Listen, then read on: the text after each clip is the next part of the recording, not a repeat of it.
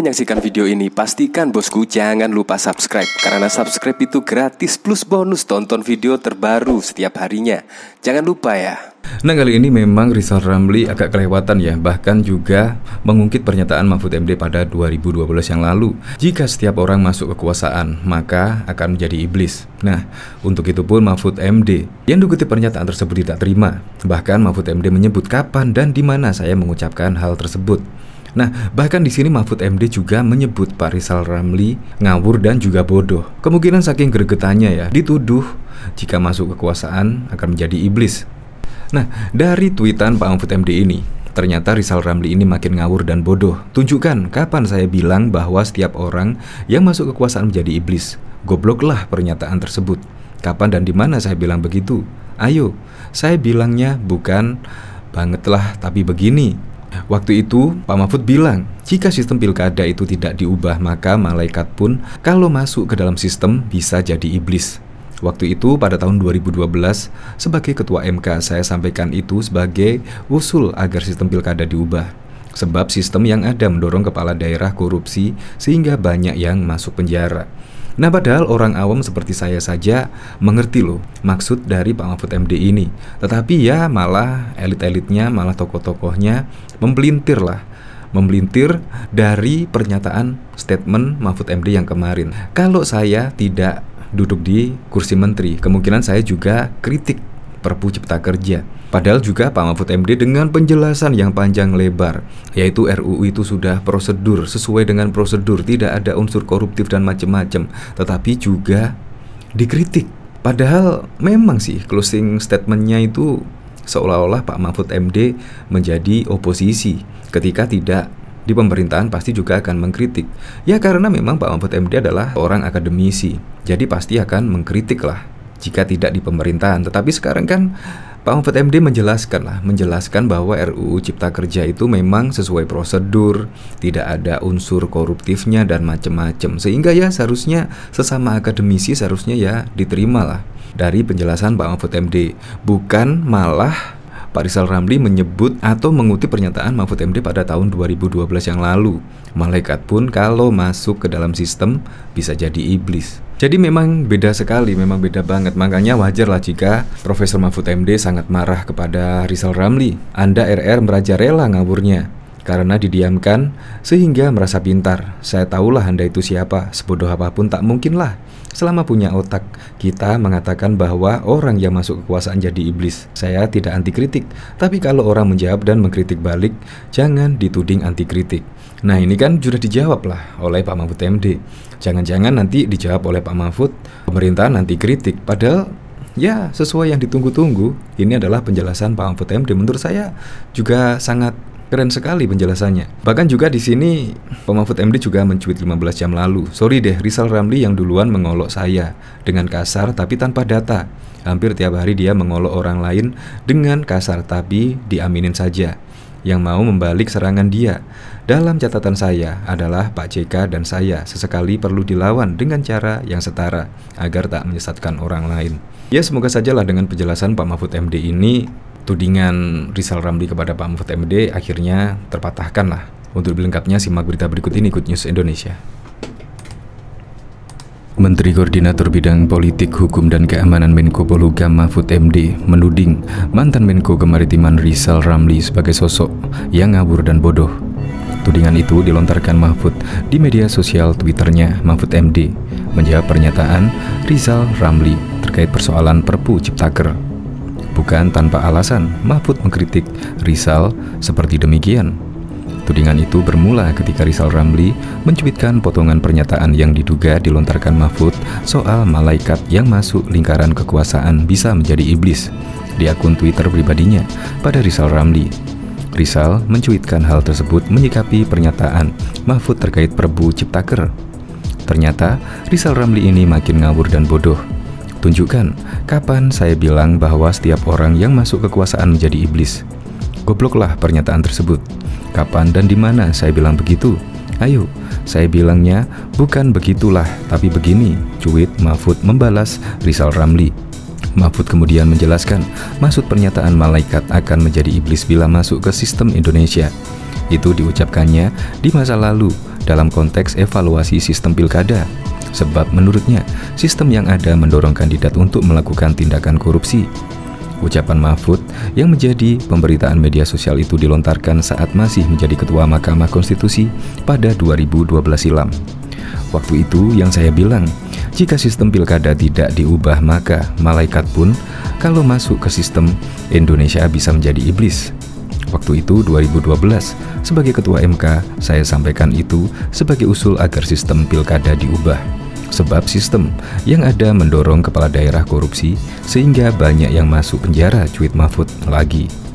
Mahfud mengaku selama ini memang sengaja diam ketika dikritik Rizal Ramli, namun ia menuding itu semakin ngawur. Anda RR merajalela ngawurnya karena didiamkan sehingga merasa pintar. Saya tahulah Anda itu siapa. Sebodoh apapun tak mungkinlah. Selama punya otak, kita mengatakan bahwa orang yang masuk kekuasaan menjadi iblis, kata Mahfud. Saya tidak anti kritik, tapi kalau orang jawabnya dan mengkritik balik, jangan dituding anti kritik ya, tambahnya. Dihubungi terpisah, Rizal Ramli tak ambil pusing dianggap Mahfud sebagai sosok yang ngawur dan bodoh. Ia hanya mengatakan tak perlu meladeni tudingan Mahfud tersebut.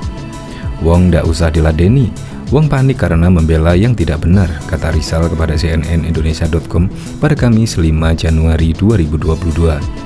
Rizal lantas menyindir Mahfud yang notabene mantan Ketua MK justru melemahkan putusan MK soal UU Cipta Kerja. Ini seiring terbitnya Perpu Cipta Kerja untuk menggugurkan status inkonstitusional bersyarat yang ditetapkan MK. Mantan Ketua Hakim MK kok melemahkan putusan MK soal Omnibus Law dengan mendukung Perpu hanya untuk sekedar menjilat presiden. Logika kemana? Integritas di mana? Timpal Rizal. Kepada cnnindonesia.com, Rizal lalu membagikan tautan cuitan di akun Twitter yang dibalas dengan tudingan oleh Mahfud. Dalam cuitan di akun Twitternya tersebut, Rizal mengomentari sebuah pemberitaan dengan pernyataan, "Loh, ada malaikat ganti baju jadi iblis hanya karena perbedaan posisi di dalam versus di luar pemerintahan doang. Pantes hukum kacau, kopas. Mahfud, kalau saya tak jadi menteri, juga akan kritik Perpu Cipta Kerja." Mahfud dan Rizal Ramli dikenal pernah berada dalam satu kabinet pemerintahan, yakni di masa kepresidenan Abdurrahman Wahid, di era kepresidenan yang disingkat itu. Maksud, Mahfud merupakan Menteri Pertahanan, lalu Menkumham, sementara Rizal adalah Menko Bidang Ekonomi, Keuangan dan Industri, lalu digeser ke Menteri Keuangan. Keduanya tak berada dalam kabinet lagi setelah Gus Dur dimaksulkan MPR lalu digantikan Megawati Soekarno Putri yang memimpin kabinet gotong royong. Mahfud kemudian menjadi Hakim Konstitusi dan terpilih menjadi Ketua Mahkamah Konstitusi hingga jabatannya berakhir pada 2013 silam. Dia kemudian didapuk menjadi Menko Polhukam pada periode kedua pemerintahan Joko Widodo. Sementara itu, Rizal pernah menjadi Menko Maritim secara singkat pada periode pertama pemerintahan Presiden Joko Widodo. Menteri Koordinator Politik Hukum dan Keamanan Menko Polhukam Mahfud MD ngamuk hingga menyebut Rizal Ramli ngawur dan bodoh. Melalui cuitannya pada akun Twitter pribadi Mahfud MD, yaitu Muhammad Mahfud MD. Melalui akun Twitter Muhammad Mahfud MD yang sudah terverifikasi centang biru itu, Mahfud MD menyesalkan pernyataan mantan Menteri Keuangan itu. Bahkan, tanpa kekesalan mantan Ketua Mahkamah Konstitusi itu dengan menyebut Rizal Ramli ngawur dan bodoh. Ternyata Rizal Ramli ini makin ngawur dan bodoh. Tunjukkan kapan saya bilang bahwa setiap orang yang masuk kekuasaan menjadi iblis. Gobloklah pernyataan tersebut. Kapan dan di mana saya bilang begitu? Ayo, saya bilangnya bukan begitulah, tapi begini. Demikian cuit Mahfud MD. Mahfud MD pun memberikan klarifikasi terkait tudingan Rizal Ramli dalam pernyataan sebelumnya. Menurut Mahfud, ia berbicara dengan konteks malaikat menjadi iblis adalah terkait aturan pilkada yang ia usulkan untuk diubah saat Mahfud menjadi Ketua MK tahun 2012 lalu. Menurut Mahfud, jika aturan pilkada ketika itu tak diubah, maka akan semakin banyak kepala daerah yang tersangkut korupsi. Waktu itu, yang saya bilang, jika sistem pilkada tidak dirubah, maka malaikat pun kalau masuk ke dalam sistem bisa jadi iblis. Mahfud itu pada tahun 2012 sebagai Ketua MK. Saya sampaikan itu sebagai usul agar sistem pilkada diubah. Sebab sistem yang ada mendorong kepala daerah korupsi sehingga banyak orang yang masuk penjara, demikian cuit Mahfud MD lagi. Maka itu dengan pernyataan Rizal Ramli yang menyebut malaikat ganti baju jadi iblis ketika masuk ke pemerintahan, dianggap Mahfud MD adalah sebuah pernyataan yang ngawur dan tidak berdasar. Anda RR merajalela ngawurnya karena didiamkan sehingga merasa pintar. Saya tahulah Anda itu siapa. Sebodoh apapun tak mungkinlah selama punya otak kita mengatakan bahwa orang yang masuk kekuasaan jadi iblis. Saya tidak anti kritik, tapi kalau orang menjawab dan mengkritik balik, jangan dituding anti kritik ya, tegas Mahfud MD dalam cuitannya.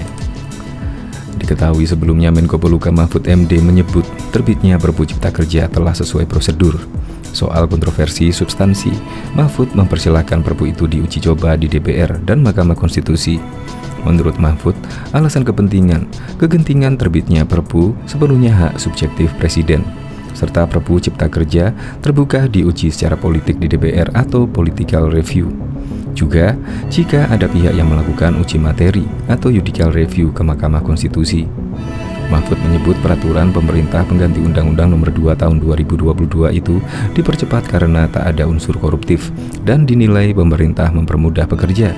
Sementara Wakil Ketua DPR, Sufmi Dasko Ahmad menyebut, fraksi-fraksi di DPR akan pelajari isi dan urgensi terbitnya Perpu Cipta Kerja oleh Presiden setelah masa sidang dimulai 10 Januari nanti, termasuk perubahan waktu libur bagi pekerja.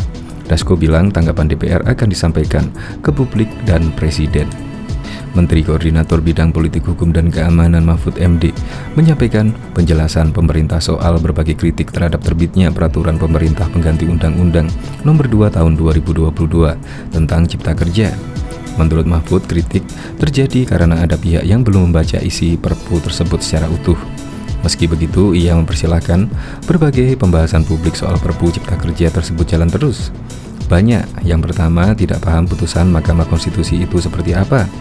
Yang kedua, kalau mau terus didiskusikan, diskusikanlah saja, ujar Mahfud di Kompleks Istana Kepresidenan pada Selasa 3 Januari. Mahfud kemudian menyinggung putusan Mahkamah Konstitusi yang sebelumnya menyatakan Undang-Undang Cipta Kerja inkonstitusional bersyarat.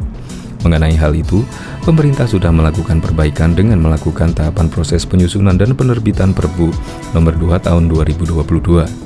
Pemerintah menyatakan begini, putusan MK itu mengatakan Undang-Undang Cipta Kerja itu dinyatakan inkonstitusional bersyarat. Bersyaratnya apa? Tidak berlaku dulu selama 2 tahun, tetapi selama 2 tahun diperbaiki, kata Mahfud. Perbaikan itu katanya berdasarkan hukum acara yang di dalamnya harus ada kaitan bahwa Omnibus Law masuk di dalam tata hukum negara.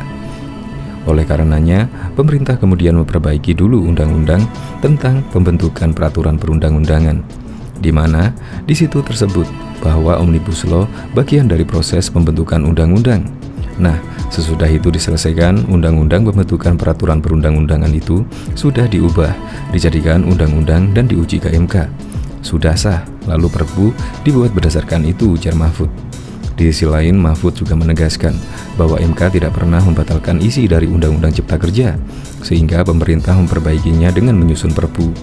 Materinya kan tidak pernah dibatalkan oleh MK. Coba saya mau tanya, apa pernah materi Undang-Undang Cipta Kerja dibatalkan? Enggak, itu prosedurnya. Prosedurnya harus diulang. Bahwa harus ada ketentuan bahwa Omnibus Law itu bagian dari proses registrasi. Sudah kita perbaiki, ujarnya. Mahfud juga menjelaskan mengapa perbaikan Undang-Undang Cipta Kerja dengan menerbitkan Perpu. Ia mengatakan, Perpu sama derajatnya dengan perbaikan melalui undang-undang. Jadi undang-undang itu undang-undang atau Perpu kan? Gitu kalau di dalam tata hukum kita. Nah, kalau isinya yang mau dipersoalkan silakan gitu. Tetapi kalau prosedur sudah selesai, Mahfud MD. Ada istilah hak subjektif Presiden itu di dalam tata hukum kita bahwa alasan kegentingan itu adalah hak subjektif Presiden. Tidak ada yang membantah sekalipun ahli hukum tata negara bahwa itu ia membuat Perpu itu alasan kegentingan itu berdasarkan penilaian Presiden saja, ujarnya. Setelah Perpu diterbitkan, menurutnya akan ada review terkait politik dari DPR yang akan dilakukan di masa sidang berikutnya. Selain itu, ada kesempatan untuk mengajukan gugatan uji materi judicial review di MK. Nanti akan ada political review. Political review-nya di DPR. Masa sidang berikutnya, judicial review-nya kalau ada yang persoalankan ke MK. Kan gitu, ujar Mahfud. Dalam menjelaskannya, Mahfud juga menegaskan bahwa tidak ada unsur koruptif dalam pembentukan aturan cipta kerja. Menurutnya, undang-undang maupun peraturan pemerintah sama-sama bertujuan mempermudah pekerja dan investasi.